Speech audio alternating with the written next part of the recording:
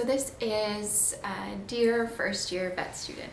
You will meet the 120 people that you will be spending the next 4 years with. You will start vet school and you will quickly be overwhelmed with the amount of material thrown at you. And you'll go hard on a Monday night because it's winter break.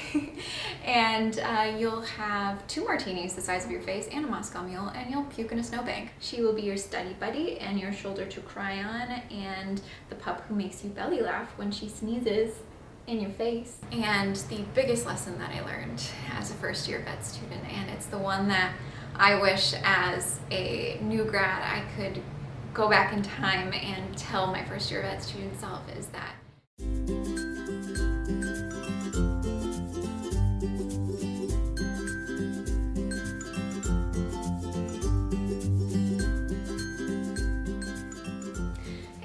welcome back to BellaVet, and today I have a video for you guys that has been a long time in the making, and it's something that I've always wanted to make, and I'm really happy I finally have the opportunity.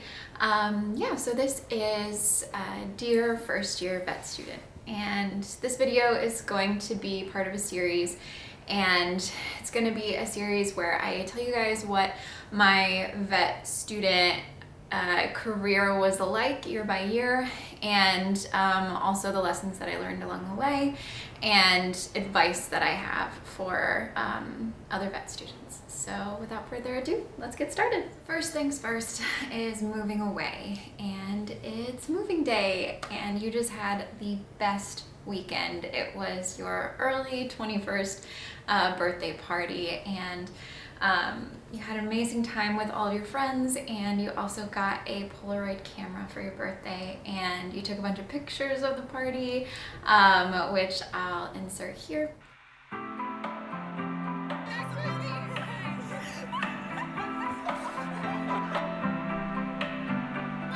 Okay, grab the tray!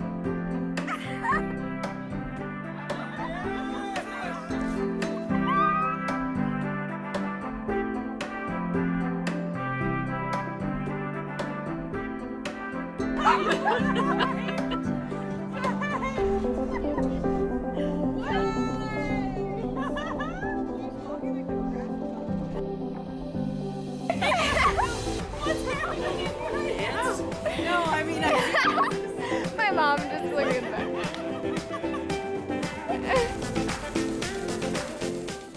And those pictures are going to go up on your wall in your new apartment, and they are going to be one of the things that gets you through the hard parts of first year. And moving is tough. You'll cry when you say goodbye to your childhood dog Molly, and you'll feel excited for your new adventure and a little sad for leaving your support system behind that you love, and also a little bit nervous for everything that's about to happen. But don't worry too much, because moving will go okay, and you'll meet your new roommate who you'll live with for the next 3 years. And she's amazing, and you have purple hair and she has purple hair, so it was a match made in heaven. And she will be the best roommate that you've had to date, and she is just incredible. She's a year ahead of you, so she has tons of advice all about vet school and how to navigate it, and you two also will never get into a fight or a disagreement or a weird phase. Like, you guys will just always get along, and that you will hit the jackpot with her on that level. And she has 3 pretty cool cats that help you get through your first year of vet school when you don't have a dog, and their names are Viola, Hamlet, and Dragon. Next up is orientation, or at my school it's called VET. It's called Veterinary Enrichment and Team Building, and it'll be nerve-wracking. You will meet the 120 people that you will be spending the next 4 years with. And on the bus ride there, you will sit next to a girl named Rochelle, and your name is Rachel. And then you look at the class roster, and you will realize that there are 6 other girls in your class named Rachel, but you're the only one with purple hair. One of the first people you'll meet is named Neha, and I'm so excited to tell you that just after graduation, you're going to be a bridesmaid in her wedding. And her wedding did get postponed due to COVID, so it'll be a year after graduation, but still, you're gonna be a bridesmaid, and she will be one of your best friends. You'll meet her because you will be roommates at orientation, and then you'll sit next to each other in lecture and be lecture buddies, and you'll nudge each other awake, and you'll show her Reddit, and the very day after you adopt your dog, she'll adopt hers, and they will have one set of working eyeballs between the two of them. Next, you'll be put into groups, and you get to name your own groups, and your name is the Rabid Raccoons, and there will be a lot of special people in this group. It would take a long time to name them all, but two in particular are going to be named Libby and Kelly, and they will be some of your best friends, and they are best friends themselves, roommates, and practically married. The orientation is a 3-day summer camp where you'll do lots of personality tests and team building, and you'll get to meet your classmates and the faculty, and it will be a lot of fun. You'll get to do things like zip lining, but it will also be a little bit scary. At orientation, you'll learn that every class has a certain number of students that drop out for various reasons, and that's going to be really hard for you because when you hear that, you are going to start picturing yourself as one of those students, and the imposter syndrome will creep in, and it'll be really strong. And I'm just here to tell you that you won't be one of those students, that you will finish your program, and that this is something that your school is going to work on, and they're going to try to fix over the years. And by the time you graduate, they still have a ways to go, but at least they're trying.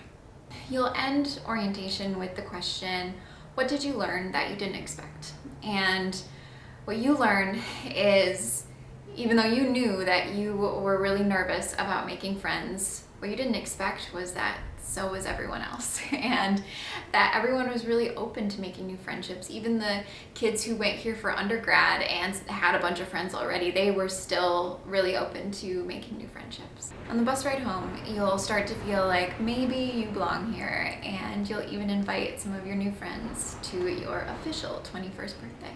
You'll spend your 21st birthday with some new friends that you made at orientation, and they'll take you out on the small but very cute town, and they will volunteer you to be serenaded to at the local dueling piano bar, where the singers will sing you a very dirty song for your birthday.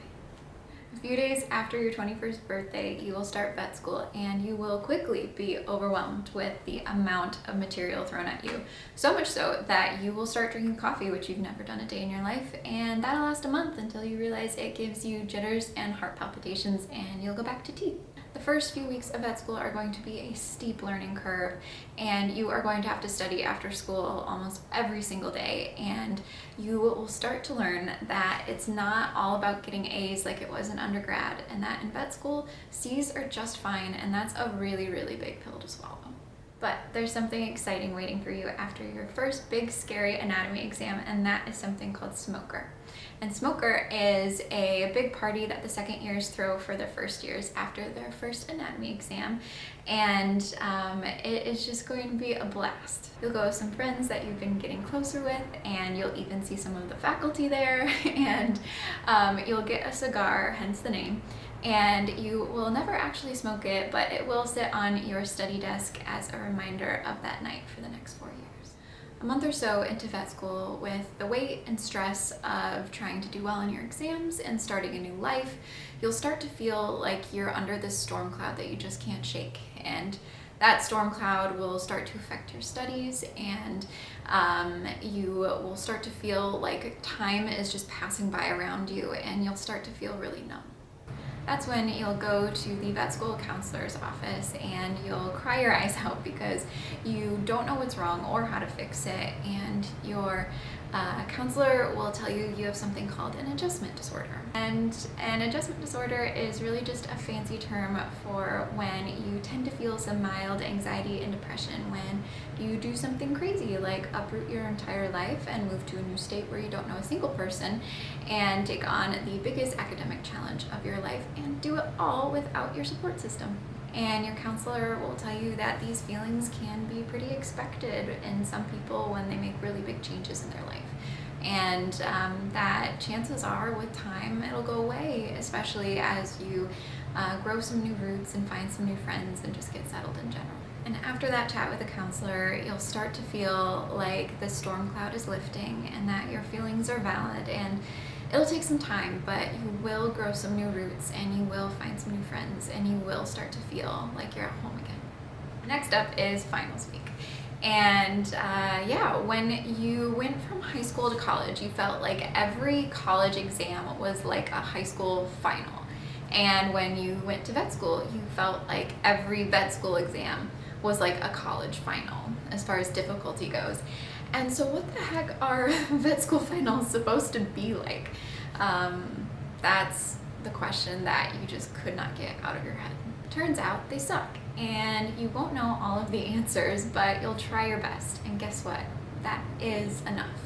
And some of the tests won't be as bad as they could have been, aka you actually did know a lot of that stuff. I know it's hard, but you just have to focus on the big stuff. And the small stuff will still be on the test, but it's okay if you get those ones wrong because they honestly won't matter in the long run. And at the end of the day, all you have to do is pass. No A's necessary. And when you step out of your last final on your way to winter break freedom and you're ready to go home and you burst through those doors and you fall flat on your butt because guess what happened during your last final? An ice storm that shut down the airport for 2 days. Yep. Next up, being home for the holidays. Being home will be amazing, and all of your friends have been waiting to see you because you're the last one to fly in because of the snowstorm, and they'll beg you to go out to the bars because you haven't been home since you've been 21, and you'll go hard on a Monday night because it's winter break. And you'll have 2 martinis the size of your face and a Moscow Mule, and you'll puke in a snowbank because guess what? Vet school has tanked your alcohol tolerance. Don't forget that. Be ready for it. But more importantly, spending quality time with your friends and family is going to be the thing that recharges you and fills up your cup so that you're ready when you have to go back to school. When you get home from break, you will swipe right on a cute boy from Bumble who you think is way out of your league, and guess what? He matches you. And you will go get coffee on a Tuesday at like 7 p.m. for some reason, but he's a med student. And the med student will ask you about your anatomy class, and you'll say something weird like, one of the most satisfying things is, and he will finish your sentence and say ripping fascia, and you'll just look at each other like we're so weird. But the two of you will date on and off for the next summer or two, and it won't work out, but he will teach you a lot about relationships and how to be a good communicator, and he'll even give you a really, really nice cable knit sweater that you still wear to this day. Next up is you adopt a dog. At one point during your 4th finals week in vet school, there are 5 per year at your school, you'll realize that you have only gotten up from your study desk to eat, to pee, and to shower. And you will feel like you are making a literal rut in your carpet, and you will slowly be losing the will to study anything any longer. And you'll call your mom and you'll say, hey, I think I need a reason to keep studying. I think I need a dog. And she'll say, yeah, well, of course. And that is not what you expected her to say. And you thought she would maybe put up at least a little bit of a fight, but she'll tell you to only get one if you're sure you're ready, and you'll know that you are way past ready. And next, you will tell your amazingly supportive grandparents about your decision to adopt a dog, and for once in your life, they will not be supportive of this decision, at least at first. Don't worry, they'll come around. and then some, and it'll be great. You'll stalk Pet Finder for the better part of 2 months and trying to find the right pup, because you know you want one with some sort of disability who needs a little bit extra vet love. And as soon as you come across her profile, you send the link to your mom, and your mom goes, "Go get her!"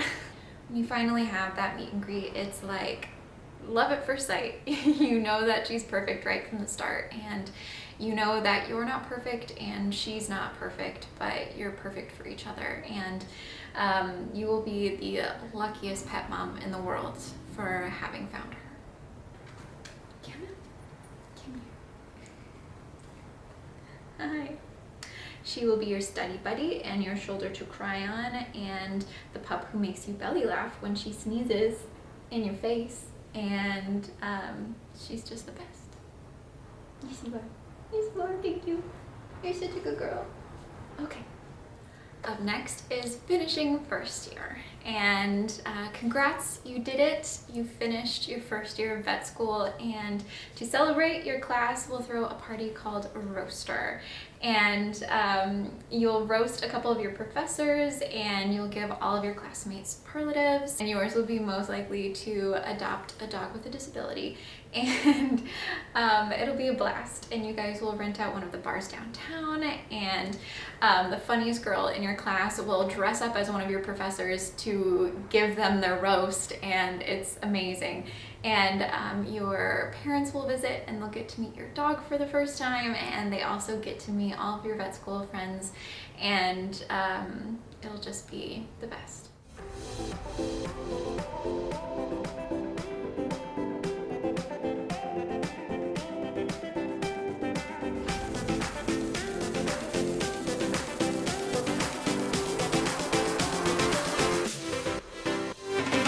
Next up is lessons I've learned throughout my first year of vet school, and the biggest one is in vet school you'll learn that there is never enough time to learn everything you want in the detail in which you want to know it. And a doctor friend of yours will tell you that she'll say, if I could have taken my time to get my MD, and if I could have taken my time and learned everything in the detail in which I wanted to know it, it would have taken me 20 years. And that will hit you to your core, because in vet school you'll learn that studying good enough is just fine, and you will learn and subsequently forget more information in vet school than you have ever learned in undergrad, which sounds crazy, but that's because the point is not to be a human encyclopedia.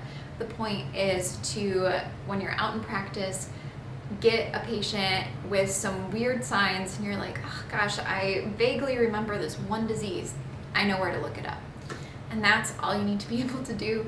And so it's okay to stop studying when you think you know something well enough to pass, and to move on and to move forward.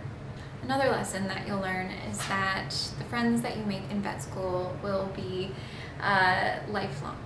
They will be your ride or dies. They will be in your wedding party. You will be in theirs, and they will shape your life. And you will be so, so lucky that they are who they are and that you had the chance to meet them. And the biggest lesson that I learned as a first year vet student, and it's the one that I wish as a new grad I could go back in time and tell my first year vet student self, is that you will be okay. And that you will probably pass that test, and you will pass that class, and you will become a veterinarian. And you'll become a really good veterinarian. And everything is gonna be okay. Well guys, I hope you liked that video. It was one of those videos that I just really wish I could have had as a first year, and I will also be making Dear Second Year Vet Student, Dear Third Year Vet Student, Dear Fourth Year Vet Student, and I'm sure one day I will make a Dear New Grad video that I wish I could watch right now. But please be sure to like and subscribe and share this video to any other vet students that you know.